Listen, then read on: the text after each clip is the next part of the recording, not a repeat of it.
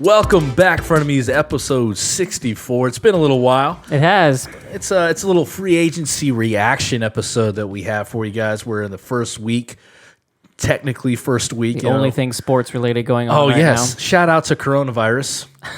Sarcastically, shutting down the sports world. I'm wearing Duke basketball gear. In memory. Because today, which we're recording on a Thursday, is supposed to be the first day of March Madness, which is usually the happiest day of my life outside of the NFL draft. Jeez. First day. That's usually my, but coronavirus, man, it's shutting us down. You know the funny part here, a little segue before we jump in. The whole sports media world, guys like Golick and Wingo, just name them all. All these guys that we're used to seeing in studio with professional stuff are kind of like us. Well, and they I was going to tell you this just personally that they sound so bad. I don't know why they can't figure it out. These are big so funny. ESPN company, and they can't figure it. Like I listened to the Dan Le Batard show, and that sounds like crap. Yeah, like Le Batard was talking about like how the way they do it. Yeah, they have like to toss the mic over or toss the headphones over. yeah. So, So you can the hear one them. producer talks into a headset like this. Yep. But when the other producers over a Zoom chat talk to Dan, he has to quick run his mic next to the computer so they can pick it up on the computer. I mean, what the heck?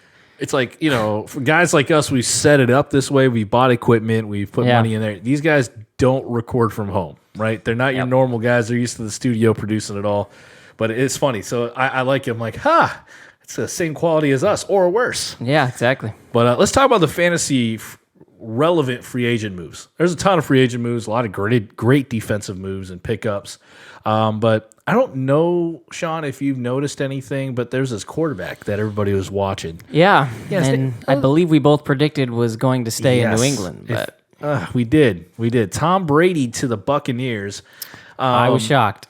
I wasn't shocked that it was the Bucs. I was shocked that he actually left. Like I thought, what would happen was he would test the market, wouldn't get the interest he wanted, then would take whatever deal New England was going to give him. But it sounds more like New England just was like, no, we're ready to part ways too. Like, and thanks for 20 years and all those rings you got us, 6 of them. They didn't seem to really make a legitimate try to get him. No, so. it's kind of like they just knew it was time to move on. I think it was, and the same with him. I think he was kind of making it clear to them that, I'm going to do this. Right. So. And I was talking to some guys on like some chat groups and stuff, and they were asking me, hey, where do you think he's going to go? And when it started looking like, I was like, Tampa Bay is the best place to go because of the weapons. So let's talk about that right now, fantasy relevancy. 2 phenomenal wide receivers that did great with Jameis Winston. Do you think the numbers will be as equal or better with TB12 throwing? So I think that the offense is going to perform similarly. Like if you go look at the touchdowns, I think Jameis had like 33 or 30 touchdowns. Yeah. Oh, yeah, it was 30 and 30. Yeah. No one can forget that. 30 touchdowns, 30 INTs. Yeah, so I think he'll get close to that touchdown mark. I think this makes it a little more clear for me that I would prefer Godwin over Evans. That seems to be the more typical slots position that Brady is comfortable with. Bruce Arians' system really focuses on that slot. So as much as improvement that Brady might be, I think it'll more sway to Godwin. That's not to say Evans can't even be a top wide receiver 1, but I think that Godwin is the better option now that, we've seen that the deep ball accuracy of Brady has gone way down. He's getting older. And so those short area throws are more of a Godwin type of target. Everyone's favorite little fantasy potential darling is always O.J. Howard. Yeah. There's the Tom next Brady here. loves that tight end. Do you think, now it's easy to get him to be like a top 12 tight end, probably. But do you think he's a top 6 tight end going into next year with a quarterback that actually looks at the tight end? The only thing that would hold me back from that is Arians' system doesn't seem to play to the tight end. Okay. It seems to be a much more of a blocking position in his scheme. So there's a possibility, I think, with this agreement, Tom Brady is going to have a lot of say in the offense. So if he decides, this is what I like, this is the kind of throws I can make at the age I am, give me this big target in O.J. Howard, I think it's possible. Top 6 really isn't that ambitious to me. I think he very well could end up in that area. I wouldn't bank on it, but I would put it at maybe like a 60% chance that he does make it into that top 6. I think he'd be probably the 5th tight end off the board. Yeah. All the guys that we usually see go off there, and then OJ will be that next guy up. Yep, he'll be in that middle rounds, like when you're looking, the good guys, like you said, have gone, and everybody's kind of, do I spend up or do I wait till late? So he's somebody you can take a chance on because he's got the potential to be a top 3 guy. And he's young. He's still young in there. And then if we look at Tom Brady itself, I think he's a QB1 back end. Yeah. So he's a late round pickup that say, hey. I mean, his you can't deny that his weaponry has drastically went up. Exactly. You would remember this game vividly, but remember when Brady had Antonio Brown against who was it against the Dolphins, right? Yeah, like the these Dolphins. little guys. Here's our new little setup, little get on gift. the YouTubes and little check gift it out. from someone there. Awesome. Yep. Shout out to my dad. Yes, who's his dad's basically awesome. built our whole entire set. But yeah, so remember that, and then I think you can see those numbers up. So Tom Brady again. There's even talk of AB signing it too. I didn't want to pour it in there, but that's I don't think it's gonna happen. exciting news, but also hectic. This was near and dear to my heart. Our second little free agency move, Stephon Diggs to Buffalo. Yep. We'll talk about the other receiver that got less for, but Diggs to Buffalo gives Josh Allen a true wide receiver 1 to throw to. You go. You asked me. Let's kick it to you this time, Mr. Minnesota. So, what do you see for Diggs? Is Diggs, a locked wide receiver 1 now that he'll be the main target in that offense? It is a low passing offense, so that may hurt his status. I don't know. Where do you kind of put Diggs at this point? The warning I give is that Josh Allen is the most inaccurate QB in the NFL. Yeah, he is very inaccurate. So bad that his interception totals aren't up there. People are like, he only threw 4. I was like, because he overthrew the DB. Yeah. Okay? Like, he missed badly. Jameis is in that sweet spot. Exactly. And it comes to mechanic stuff in there. It's a big-armed kid. I think it'd be good. Diggs, along with Thielen, for the last couple of years, usually were top 2 or 3 in the league with contested catches. Yeah. So Josh Allen's inaccuracy, Diggs will still make him look good. But he'll definitely get more of the, he'll get all the targets that he needs. He'll still have Brown to stretch his field in there. But I don't think the numbers will change as much as Minnesota. Yeah. Because Cousins was... I see him more as a high-end wide receiver, too. I don't think he's going to be wide receiver 1. I think he and Thielen worked so well together because the production was going to stay the same anyways. Yep. So I don't think it's going to change up there. I think there's going to be more drama once he figures out that Josh Allen can't throw on the ball. Yeah. But that's the only thing in there, and I think his draft value stays the same. I wouldn't overdraft him. Yeah, I just can't believe. I mean, this is a good segue for our next ridiculous trade to just contrast. But I'm putting my resume I think Minnesota, to Houston. Yeah, I think Minnesota, they made out on this though. I don't know about you as a Vikings fan, but that was you got Diggs out of there who was not happy, right? And then on top of that, you were able to get tons of draft capital. I couldn't believe what they got for him. What was it? A first, a fourth, fifth, sixth, and it was like a bunch of picks. Like at least 4 picks, and it was then basically one like pick for one next whole year. draft. Yeah, and getting the first rounder was big. Now, how do they package that to move up in the draft, or how they use it will tell you how good this Diggs trade was, because you trade away a legit player in the NFL. I don't want to call him a star yet, but he's produced in the NFL. So what are you gonna do? I don't know if they'll go out a wide receiver at that time because the wide receiver is so deep. They might wait. Yeah. And then they might address their other needs. Yep. And we have so much to talk about, but just real quick, my take on the Thielen is that, I mean, will be a locked in wide receiver 1 for me now. You can be confident in. I don't think he's going to be a big boom guy, but he'll be nice, steady Eddie, giving you that probably wide receiver 8 or something. So because if they draft a second receiver, they're going to probably find somebody to complement his skills. Diggs and Thielen were identical. Yep. So let's go. I've been waiting for this one. Waiting for this one. DeAndre Hopkins to Arizona. Sean, as our, general manager of our fantasy league, would you have made a trade? Would you even approve this trade if this happened in our own fantasy league? It does remind me of that. It comes across, your text or your notifications, and you go, "Wait a second, hold on, collusion's going on or something here. This is not a fair trade. People want to veto it."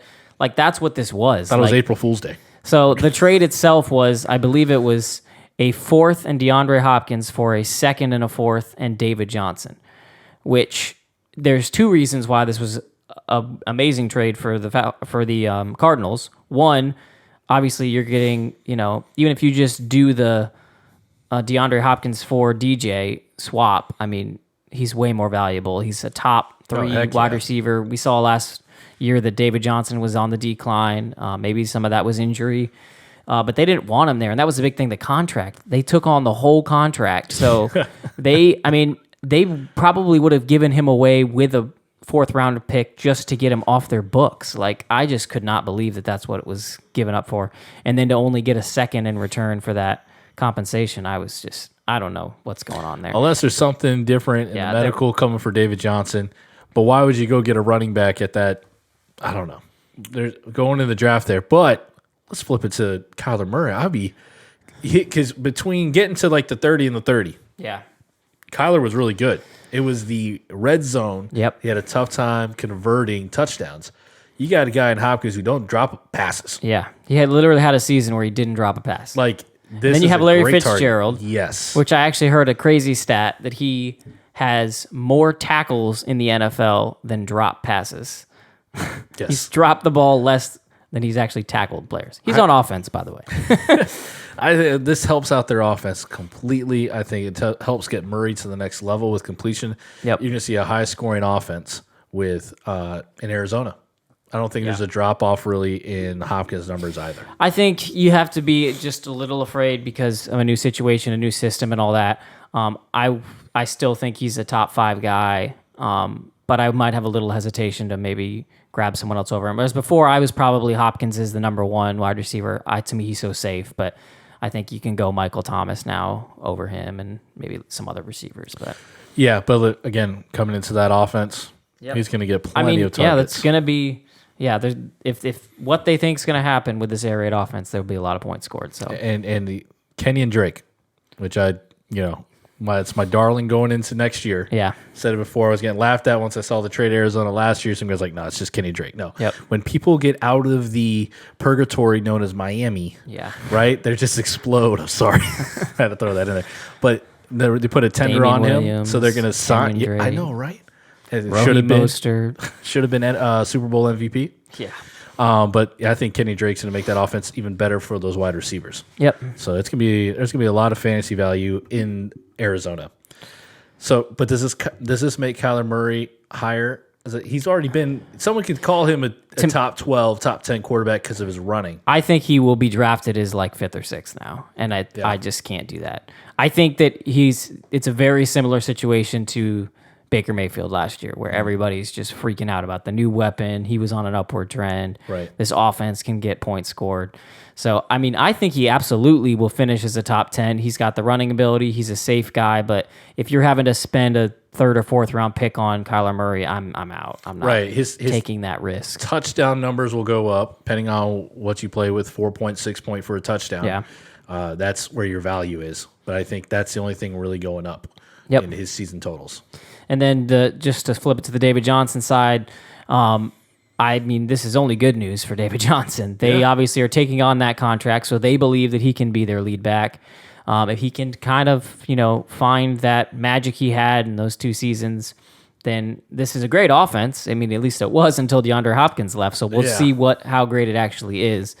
But yeah, the value of him is definitely improved. Not to the point where you're thinking, oh, yay, it's back to old David Johnson. Like, he'll be an RB2 to me, not an RB1. Right. Maybe like a high end. But he'll be on that cusp kind of. You can't.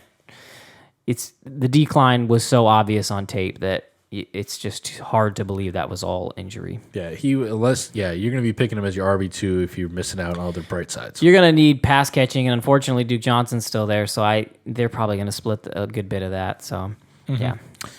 This one doesn't have too much shine in it, but Nick Foles to Chicago. I put this out here because of Allen Robinson. Yeah, I mean, anything's an improvement over Mitch Trubisky, so. Get Allen Robinson the ball, and I think Foles can help that. So guys who are in keeper leagues or dynasty drafts, and you got that Allen Robinson to hold, this might give you some value. Yep. Because he's gonna get more passes. He's got to win the job though, because I think they're still gonna QB battle it up. So yeah, if I'm Allen Robinson, that's good either way, right? Yep. It just means that Mitch was better. So right. Another quarterback move. Phillip Rivers, Indy. Fantasy relevant? Somewhat. I think it's an improvement over Brissett. I don't think it's a crazy improvement. I think you're kind of slightly upgrading your potential. He's more of a gunslinger, which always is helpful for an offense when you're wanting to score more points.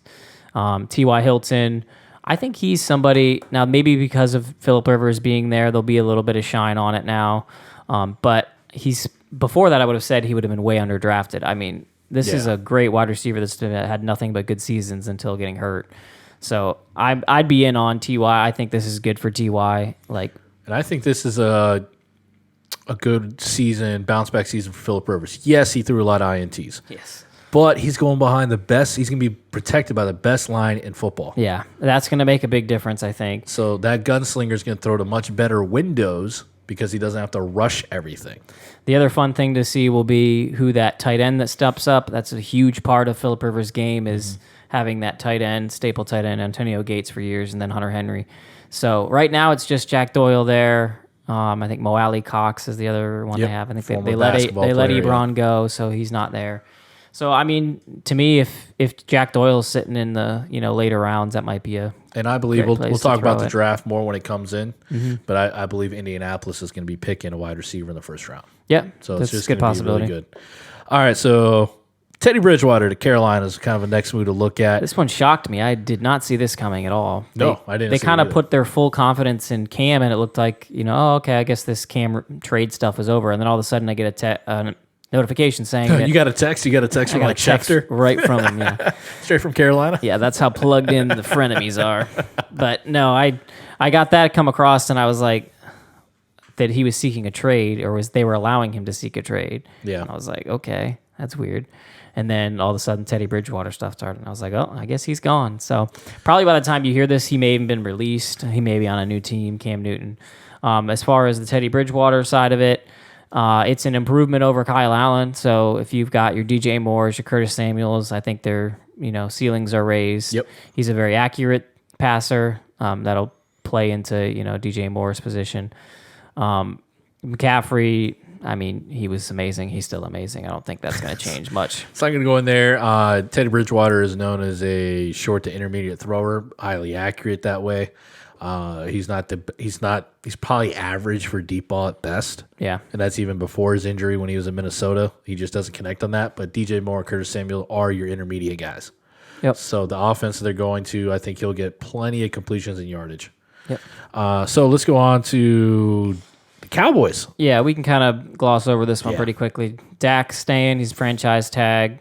Cooper, they actually paid him. They found a way to get the money out there. Yep. I foresee a Kirk Cousins situation in the future for Dak Prescott here if they continue to franchise tag him. But yeah, everything's going to stay the same because they're keeping. Obviously, it's a new offense and all that. But as far as the free agent signings go, not much of a change in Dallas. Again, Cowboys are the most, in my opinion, one of the most underachieving teams in the NFL. Yep. They've got talent at every level on both sides of the ball, and hopefully this kind of helps bring some consistency, but nothing really changes fantasy-wise. Those are still two draftable must-have guys. Yep. And to the darling at the tight end position last year, Hooper to Cleveland. Yeah, that kind of. I had, unless they must have the most money to toss around, I totally had Hooper going to the anywhere Bears. else. The Bears. I thought the Colts maybe. Yeah. I had no idea he would go to Cleveland. Yeah, it's a bit surprising. It must tell you something about David Njoku. Something. I mean, they may even release him. I don't know what his future holds. Might but- keep him there. It's Kevin Stefanski again. I'm a Viking fan, so I know a little bit more about Stefanski's background, play calling. Loves the double tight end set. Yeah. So he might be good in there. I just thought that was a weird landing spot Yep. for Hooper. I thought he could have got more elsewhere, but I guess not money wise. Money wise, that was the most. Yeah, I mean, he's the highest paid tight end in the NFL right now. Yeah, So, that's Austin Hooper. I mean, he was great last year. I think this hurts his value. I don't think this is a great offense for him to get a lot of targets in. I think, he'll be one of those guys you can look to in the later rounds, but he's not. This didn't propel him to a position where you need to get him in the top 5 tight ends anymore. I think a drafter beware with the Hooper effect. Mayfield is a step down, so I think this is where it could be. Where we're talking about the draftability of Hooper, is he up there in the top 6 or below? Yeah. Mayfield is not Matt Ryan. Yep.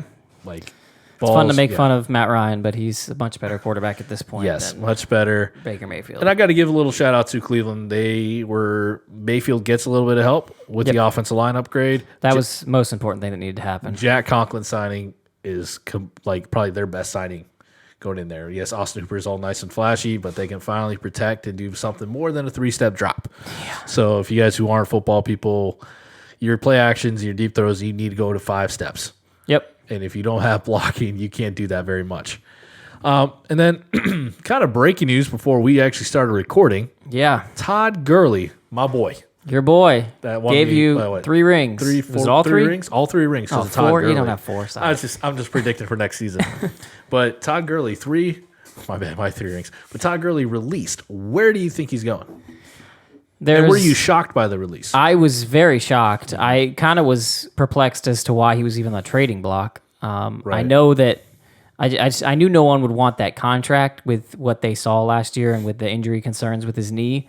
But I did not think they were going to cut him. That definitely came as a shock to me. That just blew my mind. I'm like, wow. What is that? Is it 2 years after that huge contract? Is just cut him. That knee injury is a big thing. Yeah, they're afraid of it. Yeah, he looked like nothing. A shell of himself last season. Yeah. So, I mean, we can predict a little bit where he's going to go. By the time you hear this, he may have already signed somewhere. What's your gut? I mean, the Bucks is kind of a place that's missing that last piece. I don't know what the cap situation's like there. Indy's always one that's talked about. The Texans, I guess they got David Johnson, so they're pretty much off of the board. Yeah, there's not really a lot of spots left. I would have said the Dolphins, they signed Jordan Howard. We didn't really talk about that, but Miami signed everybody. On the defensive side, yes, for sure. What about Kansas City? I mean, yeah, that's a possibility, I guess. I'm just saying, the rich get richer over there. Yeah. They're not really sold completely on Damian Williams either. Well, they're not paying him a lot of money They're compared, not. So they might keep him in there, but who knows? It could go that way. And he may sign just because he is hungry for that Super Bowl again. I mean, he was that close to it. Close to it, yep.